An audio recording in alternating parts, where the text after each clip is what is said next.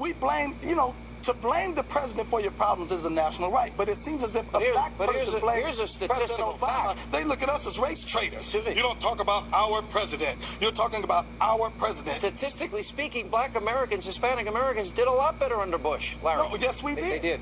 And Sean, this is really critical. There was a front-page article in the New York Times about a black Harvard economist named Roland Fryer. He was angry about the death of Michael Brown, angry about the death of Freddie Gray, and he said, I'm not a protest guy, I'm a data guy. Let me find out how often these darn cops go out and shoot black people. Shockingly, he found out that cops were less likely to shoot a black person than a white person, 20% less. More likely to use lower levels of force against a black person, but that's because they don't want to take it from Dead Start to DEFCON 1. They're deathly afraid of shooting a black guy for all sorts of reasons, not least of which is the wrath of Sharpton and Jesse Jackson and Black Lives Matter, and the media will go down on them. But he let a 19-year-old unarmed white kid in Fresno, where I live, get shot and killed, and nobody gave a rip. Right. That's like the ones in Chicago. Right. Geraldo, I love you to death. You're one of my closest friends. And I feel the same way about you. But I don't... Bad judgment, John. No, that's something about your judgment. I thought I was one of your closest friends. Oh, you're all my closest. But you know what? We got to get...